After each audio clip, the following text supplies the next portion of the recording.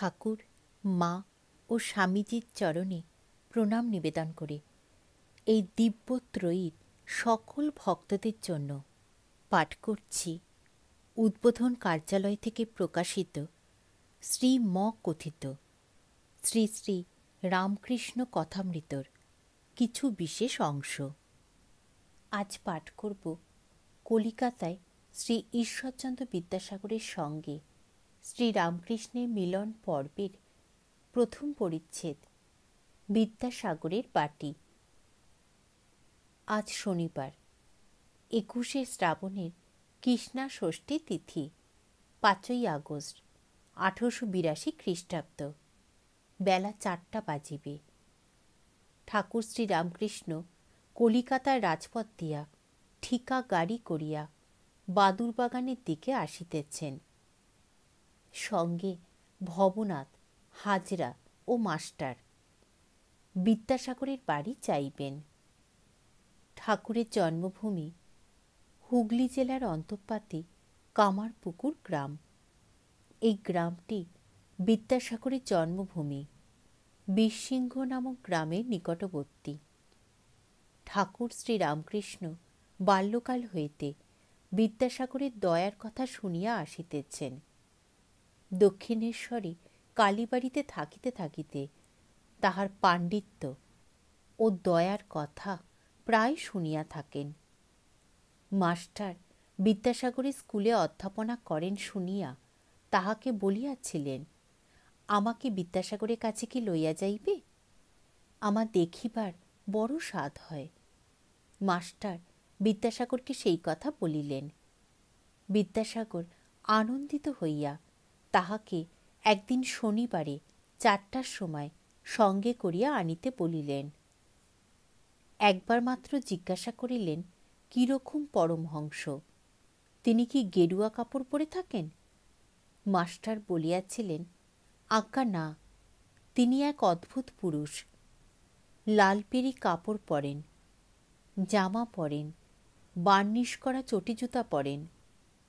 রাসমণি কালীবাড়িতে একটি ঘরের ভিতর বাস করেন। সেই ঘরে তক্তপোষ পাতা আছে, তাহার উপর বিছানা মশারি আছে, সেই বিছানায় শয়ন করেন।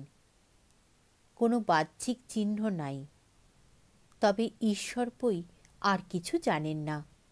অহর্নিশ তাহারই চিন্তা করেন। গাড়ি দক্ষিণেশ্বরের কালীবাড়ি হইতে ছাড়িয়াছে। পোল পার হইয়া শ্যামবাজার হইয়া ক্রমে আমহার্স্ট স্ট্রিটে আসিয়াছে। ভক্তেরা বলিতেছেন, এইবার বাদুর বাগানের কাছে আসিয়াছে। ঠাকুর বালকের ন্যায় আনন্দে গল্প করিতে করিতে আসিতেছেন। আমহার্স্ট স্ট্রিটে আসিয়া হঠাৎ তাহার ভাবান্তর হইল, যেন ঈশ্বরাবেশ হইবার উপক্রম। গাড়ি রামমোহন রায়ের বাগানবাটির কাছ দিয়া আসিতেছে। মাস্টার ঠাকুরের ভাবান্তর দেখেন নাই, তাড়াতাড়ি বলিতেছেন, এইটি রামমোহন রায়ের বাটি। ঠাকুর বিরক্ত হইলেন, বলিলেন, এখন ওসব কথা ভালো লাগছে না। ঠাকুর ভাবাবিষ্ট হইতেছেন। বিদ্যাসাগরের বাটির সম্মুখে গাড়ি দাঁড়াইল। গৃহটি দ্বিতল, ইংরেজ পছন্দ। জায়গার মাঝখানে বাটি ও জায়গা চতুর্দিকে প্রাচীর। বাড়ির পশ্চিম ধারে সদর দরজা ও ফটক। ফটকটি দ্বারের দক্ষিণ দিকে। পশ্চিমের প্রাচীর ও দ্বিতল গৃহের মধ্যবর্তী স্থানে মাঝে মাঝে পুষ্পবৃক্ষ। পশ্চিম দিকে নিচের ঘর হইয়া সিঁড়ি দিয়া উপরে উঠিতে হয়। উপরে বিদ্যাসাগর থাকেন। সিঁড়ি দিয়া উঠিয়াই উত্তরে একটি কামরা, তাহার পূর্ব দিকে হলঘর। হলের দক্ষিণ পূর্ব ঘরে বিদ্যাসাগর শয়ন করেন। ঠিক দক্ষিণে আরেকটি কামরা আছে। এই কয়টি কামরা বহু মূল্য পুস্তক পরিপূর্ণ। দেওয়ালের কাছে সারি সারি অনেকগুলি পুস্তকাধারে অতি সুন্দর রূপে বাঁধানো বইগুলো সাজানো আছে। হলঘরের পূর্ব সীমান্তে টেবিল ও চেয়ার আছে। বিদ্যাসাগর যখন বসিয়া কাজ করেন তখন সেইখানে তিনি পশ্চিমাস্য হইয়া বসেন। যাহারা দেখাশোনা করিতে আসেন তাহারাও টেবিলের চতুর্দিকে চেয়ারে উপবিষ্ট হন। টেবিলের উপর লিখিবার সামগ্রী, কাগজ, কলম, দোয়াত, ব্লটিং, অনেকগুলি চিঠিপত্র, বাঁধানো হিসাবপত্রের খাতা, দু চারখানি বিদ্যাসাগরের পাঠ্যপুস্তক রহিয়াছে, দেখিতে পাওয়া যায়। ওই কাষ্ঠাসনের ঠিক দক্ষিণের কামরাতে খাট বিছানা আছে, সেইখানেই ইনি শয়ন করেন। টেবিলের উপর যে পত্রগুলি চাপা রহিয়াছে তাহাতে কি লেখা রহিয়াছে? কোনো বিধবা হয়তো লিখিয়াছে, আমার অপগণ্ড শিশু অনাথ, দেখিবার কেহ নাই, আপনাকে দেখিতে হইবে। কেহ লিখিয়াছেন, আপনি খড়মাতার চলিয়া গিয়াছিলেন, তাই আমরা মাসোহারা ঠিক সময় পাই নাই, বড় কষ্ট হইয়াছে। কোনো গরিব লিখিয়াছে, আপনার স্কুলে ফ্রি ভর্তি হইয়াছি, কিন্তু আমার বই কিনিবার ক্ষমতা নাই। কেহ লিখিয়াছেন, আমার পরিবারবর্গ খেতে পাচ্ছে না, আমাকে একটি চাকরি করিয়া দিতে হইবে। তা স্কুলের কোনো শিক্ষক লিখিয়াছেন, আমার ভগিনী বিধবা হইয়াছে, তাহার সমস্ত ভার আমাকে লইতে হইয়াছে, এ বেতনে আমার চলে না। হয়তো কেহ বিলাত হইতে লিখিয়াছেন, আমি এখানে বিপদগ্রস্ত, আপনি দিনের বন্ধু, কিছু টাকা পাঠাইয়া আসন্ন বিপদ হইতে আমাকে রক্ষা করুন। কেহ বা লিখিয়াছেন, অমুক তারিখে সালিসির দিন নির্ধারিত, আপনি সেদিন আসিয়া আমাদের বিবাদ মিটাইয়া দিবেন। ঠাকুর গাড়ি হইতে অবতরণ করিলেন। মাস্টার পথ দেখাইয়া বাটির মধ্যে লইয়া যাইতেছেন। উঠানে ফুল গাছ, তাহার মধ্য দিয়া আসিতে আসিতে ঠাকুর বালকের ন্যায় বোতামে হাত দিয়া মাস্টারকে জিজ্ঞাসা করিতেছেন, জামার বোতাম খোলা রয়েছে, এতে কিছু দোষ হবে না? গায়ে একটি লং ক্লথের জামা, পরনে লালপেরে কাপড়, তাহার আঁচলটি কাঁধে ফেলা, পায়ে বার্নিশ করা চটি জুতা। মাস্টার বলিলেন, আপনি ওর জন্য ভাববেন না, আপনার কিছুতে দোষ হবে না, আপনার বোতাম দেবার দরকার নাই। বালককে বুঝাইলে যেমন নিশ্চিন্ত হয়, ঠাকুরও তেমনি নিশ্চিন্ত হইলেন। শ্রী ঈশ্বরচন্দ্র বিদ্যাসাগরের সঙ্গে শ্রীরামকৃষ্ণের মিলন পর্বের দ্বিতীয় পরিচ্ছেদ, বিদ্যাসাগর।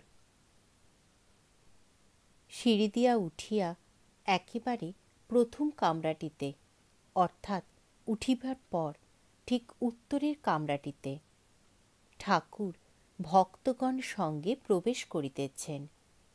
বিদ্যাসাগর কামরার উত্তর পার্শ্বে দক্ষিণাস্য হইয়া বসিয়া আছেন। সম্মুখে একটি চারকোনা লম্বা পালিশ করা টেবিল, টেবিলের পূর্বধারে একখানি পেছন দিকে হেলান দেওয়া বেঞ্চ, টেবিলের দক্ষিণ পার্শ্বে ও পশ্চিম পার্শ্বে কয়েকখানি চেয়ার। বিদ্যাসাগর দু একটি বন্ধুর সহিত কথা কহিতেছিলেন। ঠাকুর প্রবেশ করিলে পর বিদ্যাসাগর দণ্ডায়মান হইয়া অভ্যর্থনা করিলেন। ঠাকুর পশ্চিমাস্য টেবিলের পূর্ব পার্শ্বে দাঁড়াইয়া আছেন, বাম হস্ত টেবিলের উপর, পশ্চাতে বেঞ্চখানি। বিদ্যাসাগরকে পূর্ব পরিচিতের ন্যায় এক দৃষ্টে দেখিতেছেন ও ভাবে হাসিতেছেন। বিদ্যাসাগরের বয়স আন্দাজ ৬২-৬৩। ঠাকুর শ্রীরামকৃষ্ণ অপেক্ষা ১৬-১৭ বৎসর বড় হইবেন। পরনে থান কাপড়, পায়ে চটি জুতা, গায়ে একটি হাতকাটা ফ্লানেলের জামা, মাথার চতুষ্পার্শ্ব উড়িষ্যাবাসীদের মতো কামানো। কথা কহিবার সময় দাঁতগুলি উজ্জ্বল দেখিতে পাওয়া যায়। দাঁতগুলি সমস্ত বাঁধানো। মাথাটি খুব বড়, উন্নত ললাট ও একটু খর্বাকৃতি। ব্রাহ্মণ, তাই গলায় উপবীত। বিদ্যাসাগরের অনেক গুণ। প্রথম, বিদ্যানুরাগ। একদিন মাস্টারের কাছে এই বলতে বলতে সত্য সত্য কেঁদেছিলেন। আমার তো খুব ইচ্ছা ছিল যে পড়াশোনা করি, কিন্তু কইটা হলো। সংসারে পড়ে কিছুই সময় পেলাম না। দ্বিতীয়, দয়া সর্বজীবে। বিদ্যাসাগর দয়ার সাগর। বাছুরেরা মায়ের দুধ পায় না দেখিয়া নিজে কয়েক বৎসর ধরিয়া দুধ খাওয়া বন্ধ করিয়াছিলেন। শেষে শরীর অতিশয় অসুস্থ হওয়াতে অনেক দিন পরে আবার ধরিয়াছিলেন। গাড়িতে চড়িতেন না। ঘোড়া নিজের কষ্ট বলিতে পারে না। একদিন দেখিলেন একটি মুটে কলেরা রোগে আক্রান্ত হইয়া রাস্তায় পড়িয়া আছে, কাছে ঝাঁকাটা পড়িয়া আছে। দেখিয়া নিজে কোলে করিয়া তাহাকে বাড়িতে আনিলেন ও সেবা করিতে লাগিলেন। তৃতীয়, স্বাধীনতা প্রিয়তা। কর্তৃপক্ষদের সঙ্গে একমত না হওয়াতে সংস্কৃত কলেজের প্রধান অধ্যক্ষের কাজ ছাড়িয়া দিলেন। চতুর্থ, লোকাপেক্ষা করিতেন না। একটি শিক্ষককে ভালোবাসিতেন। তাহার কন্যার বিবাহের সময় নিজে আইবুড়ো ভাতের কাপড় বগলে করে এসে উপস্থিত। পঞ্চম, মাতৃভক্তি ও মনের বল। মা বলিয়াছেন, ঈশ্বর, তুমি যদি এই বিবাহে অর্থাৎ ভ্রাতার বিবাহে না আসো তাহলে আমার ভারী মন খারাপ হবে। তাই কলিকাতা হইতে হাঁটিয়া গেলেন। পথে দামোদর নদী, নৌকা নাই, সাঁতার দিয়া পার হইয়া গেলেন। সেই ভিজা কাপড়ে বিবাহ রাত্রেই বীরসিংহে মার কাছে গিয়া উপস্থিত। বলিলেন, মা, এসেছি। ঠাকুর ভাবাবিষ্ট হইতেছেন ও কিয়ৎক্ষণ ভাবে দাঁড়াইয়া আছেন। ভাব সংবরণ করিবার জন্য মধ্যে মধ্যে বলিতেছেন, জল খাব। দেখিতে দেখিতে বাড়ির ছেলেরা ও আত্মীয় বন্ধুরা আসিয়া দাঁড়াইলেন। ঠাকুর ভাবাবিষ্ট হইয়া বেঞ্চের উপর বসিতেছেন। একটি 17-18 বছরের ছেলে সেই বেঞ্চে বসিয়া আছে। বিদ্যাসাগরের কাছে পড়াশোনার সাহায্য প্রার্থনা করিতে আসিয়াছে। ঠাকুর ভাবাবিষ্ট। ঋষির অন্তর্দৃষ্টি। ছেলের অন্তরের ভাব সব বুঝিয়াছেন। একটু সরিয়া বসিলেন ও ভাবে বলিতেছেন, মা, এ ছেলের বড় সংসারাসক্তি। তোমার অবিদ্যার সংসার, এ অবিদ্যার ছেলে। যে ব্যক্তি ব্রহ্মবিদ্যার জন্য ব্যাকুল নয়, শুধু অর্থকরী বিদ্যা উপার্জন তাহার পক্ষে বিড়ম্বনা মাত্র। এই কথা কি ঠাকুর বলিতেছেন? বিদ্যাসাগর ব্যস্ত হইয়া একজনকে জল আনিতে বলিলেন ও মাস্টারকে জিজ্ঞাসা করিতেছেন, কিছু খাবার আনিলে ইনি খাবেন কি? তিনি বলিলেন, আজ্ঞা, আনুন না। বিদ্যাসাগর ব্যস্ত হইয়া ভিতরে গিয়া কতকগুলি মিঠাই আনিলেন ও বলিলেন, এগুলি বর্ধমান থেকে এসেছে। ঠাকুরকে কিছু খাইতে দেওয়া হইল। হাজরা ও ভবনাথও কিছু পাইলেন। মাস্টারকে দিতে আসিলে পর বিদ্যাসাগর বলিলেন, ও ঘরের ছেলে, ওর জন্য আটকাচ্ছে না। ঠাকুর একটি ভক্ত ছেলের কথা বিদ্যাসাগরকে বলিতেছেন। সে ছোকরাটি এখানে ঠাকুরের সম্মুখে বসেছিল। ঠাকুর বলিলেন, এ ছেলেটি বেশ সৎ আর অন্তঃসার, যেমন ফল্গু নদী, উপরে বালি, একটু খুললেই ভিতরে জল বইছে দেখা যায়। মিষ্টিমুখের পর ঠাকুর সহাস্যে বিদ্যাসাগরের সঙ্গে কথা কহিতেছেন।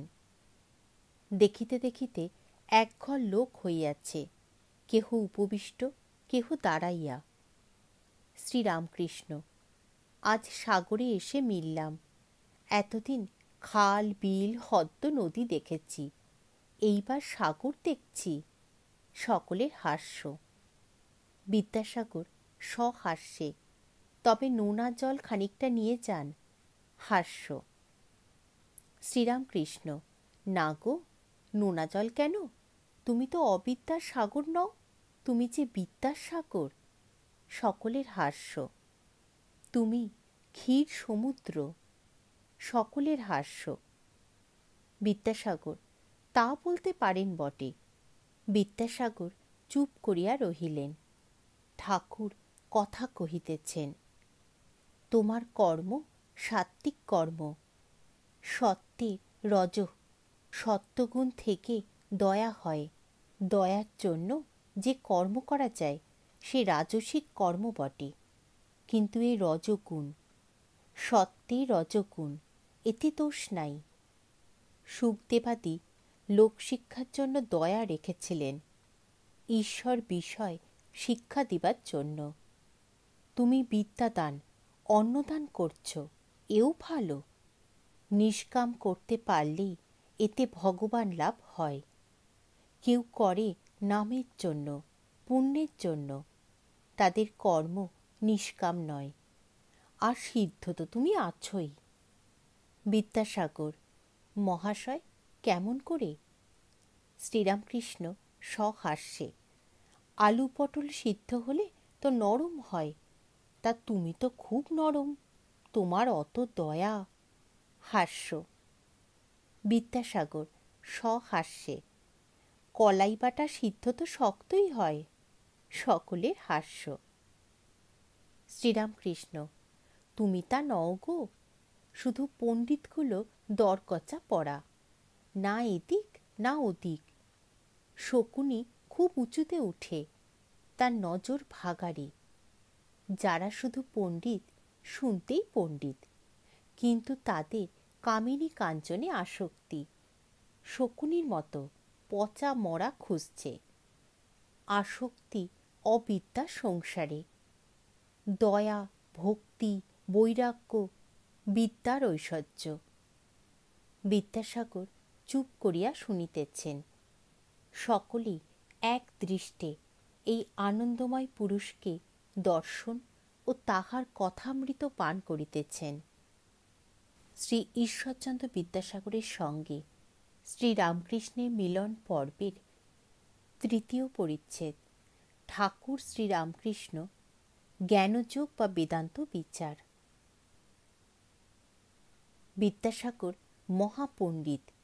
যখন সংস্কৃত কলেজে পড়িতেন তখন নিজের শ্রেণীর সর্বোৎকৃষ্ট ছাত্র ছিলেন। প্রতি পরীক্ষায় প্রথম হইতেন ও স্বর্ণ পদকাদি বা ছাত্রবৃত্তি পাইতেন। ক্রমে সংস্কৃত কলেজের প্রধান অধ্যাপক হইয়াছিলেন। তিনি সংস্কৃত ব্যাকরণ ও সংস্কৃত কাব্যে বিশেষ পারদর্শিতা লাভ করিয়াছিলেন। অধ্যবসায় গুণে নিজে চেষ্টা করিয়া ইংরেজি শিখিয়াছিলেন। ধর্ম বিষয়ে বিদ্যাসাগর কাহাকেও শিক্ষা দিতেন না। তিনি দর্শনাদি গ্রন্থ পড়িয়াছিলেন। মাস্টার একদিন জিজ্ঞাসা করিয়াছিলেন, আপনার হিন্দু দর্শন কিরূপ লাগে? তিনি বলিয়াছিলেন, আমার তো বোধ হয় ওরা যা বুঝতে গেছে বুঝাতে পারে নাই। হিন্দুদের ন্যায় শ্রাদ্ধাদি ধর্মকর্ম সমস্ত করিতেন, গলায় উপবীত ধারণ করিতেন। বাংলায় যে সকল পত্র লিখিতেন তাহাতে শ্রী শ্রী হরি শরণম ভগবানের এই বন্দনা আগে করিতেন। মাস্টার আর একদিন তাহার মুখে শুনিয়াছিলেন তিনি ঈশ্বর সম্বন্ধে কিরূপ ভাবেন। বিদ্যাসাগর বলিয়াছিলেন, তাকে তো জানবার জো নাই, এখন কর্তব্য কি?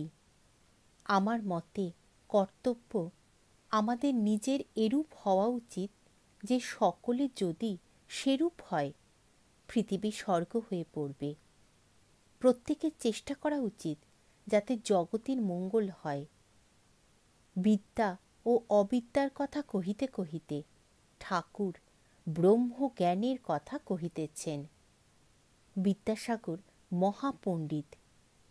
স্বরদর্শন পাঠ করিয়া দেখিয়াছেন, বুঝি ঈশ্বরের বিষয় কিছুই জানা যায় না।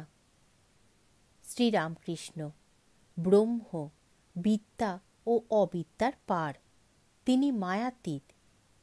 এই জগতে বিদ্যা মায়া অবিদ্যা মায়া দুই আছে, জ্ঞান ভক্তি আছে, আবার কামিনী কাঞ্চনও আছে, সৎ আছে অসৎ আছে, ভালোও আছে আবার মন্দও আছে, কিন্তু ব্রহ্ম নির্লিপ্ত। ভালো মন্দ জীবের পক্ষে, সৎ অসৎ জীবের পক্ষে, তার ওতে কিছু হয় না। যেমন প্রদীপের সম্মুখে কেউ বা ভাগবত পড়ছে আর কেউ বা জাল করছে, প্রদীপ নির্লিপ্ত। সূর্য শিষ্টের উপর আলো দিচ্ছে, আবার দুষ্টের উপরও দিচ্ছে। যদি বলো দুঃখ পাপ অশান্তি এ সকল তবে কি, তার উত্তর এই যে ওসব জীবের পক্ষে, ব্রহ্ম নির্লিপ্ত। সাপের ভিতর বিষ আছে, অন্যকে কামড়ালে মরে যায়, সাপের কিন্তু কিছু হয় না। ব্রহ্ম যে কি মুখে বলা যায় না, সব জিনিস উচ্ছিষ্ট হয়ে গেছে। বেদ পুরাণ তন্ত্র স্বরদর্শন সব এঁটো হয়ে গেছে, মুখে পড়া হয়েছে, মুখে উচ্চারণ হয়েছে, তাই এঁটো হয়েছে। কিন্তু একটি জিনিস কেবল উচ্ছিষ্ট হয় নাই, সে জিনিসটি ব্রহ্ম। ব্রহ্ম যে কি আজ পর্যন্ত কেহ মুখে বলতে পারে নাই। বিদ্যাসাগর বন্ধুদের প্রতি, বাহ, এটি তো বেশ কথা, আজ একটি নূতন কথা শিখলাম। শ্রীরামকৃষ্ণ এক বাপের দুটি ছেলে, ব্রহ্মবিদ্যা শিখবার জন্য ছেলে দুটিকে বাপ আচার্যের হাতে দিলেন। কয়েক বৎসর পরে তারা গুরুগৃহ থেকে ফিরে এলো, এসে বাপকে প্রণাম করলে। বাপের ইচ্ছা দেখেন এদের ব্রহ্মজ্ঞান কিরূপ হয়েছে। বড় ছেলেকে জিজ্ঞাসা করলেন, বাপ তুমি তো সব পড়েছ, ব্রহ্ম কিরূপ বলো দেখি। বড় ছেলেটি বেদ থেকে নানা শ্লোক বলে ব্রহ্মের স্বরূপ বোঝাতে লাগল। বাপ চুপ করে রইলেন। যখন ছোট ছেলেকে জিজ্ঞাসা করলেন, সে হেঁট মুখে চুপ করে রইল, মুখে কোনো কথা নাই। বাপ তখন প্রসন্ন হয়ে ছোট ছেলেকে বললেন, বাপু তুমিই একটু বুঝেছ, ব্রহ্ম যে কি মুখে বলা যায় না। মানুষ মনে করে আমরা তাকে জেনে ফেলেছি। একটা পিঁপড়ে চিনির পাহাড়ে গিছল, একদানা খেয়ে পেট ভরে গেল, আর একদানা মুখে করে বাসায় যেতে লাগলো। যাবার সময় ভাবছে এবার এসে সব পাহাড়টি লয়ে যাব। ক্ষুদ্র জীবেরা এই সব মনে করে, জানে না ব্রহ্ম বাক্য মনের অতীত। যে যতই বড় হইউক না কেন, তাকে কি জানবে? সুখদেবাদী না হয় ডেউ পিঁপড়ে, চিনির ৮-১০টা দানা না হয় মুখে করুক। তবে বেদে পুরাণে যা বলেছে সে কিরকম বলা জানো? একজন সাগর দেখে এলে কেউ যদি জিজ্ঞাসা করে কেমন দেখলে, সে লোক মুখ হাঁ করে বলে, ওহ কি দেখলুম, কি হিল্লোল কল্লোল। ব্রহ্মের কথাও সেই রকম। বেদে আছে তিনি আনন্দ স্বরূপ সচ্চিদানন্দ। সুখদেবাদী এই ব্রহ্মসাগর তটে দাঁড়িয়ে দর্শন স্পর্শন করেছিলেন। একমতে আছে তারা এই সাগরে নামেন নাই, এই সাগরে নামলে আর ফিরবার জো নাই। সমাধিস্থ হলে ব্রহ্মজ্ঞান হয়, ব্রহ্ম দর্শন হয়। সে অবস্থায় বিচার একেবারে বন্ধ হয়ে যায়। মানুষ চুপ হয়ে যায়। ব্রহ্ম কি বস্তু মুখে বলবার শক্তি থাকে না। লুনের ছবি অর্থাৎ লবণ পুত্তলিকা সমুদ্র মাপতে গিছল। সকলের হাস্য। কত গভীর জল, তাই খপর দেবে। খপর দেওয়া আর হলো না। যেই নামা অমনি গলে যাওয়া, কে আর খপর দিবেক? একজন প্রশ্ন করিলেন, সমাধিস্থ ব্যক্তি যাহার ব্রহ্মজ্ঞান হয়েছে তিনি কি আর কথা কন না? শ্রীরামকৃষ্ণ বিদ্যাসাগরাদির প্রতি। শঙ্করাচার্য লোকশিক্ষার জন্য বিদ্যার আমি রেখেছিলেন। ব্রহ্মদর্শন হলে মানুষ চুপ হয়ে যায়। যতক্ষণ দর্শন না হয় ততক্ষণই বিচার।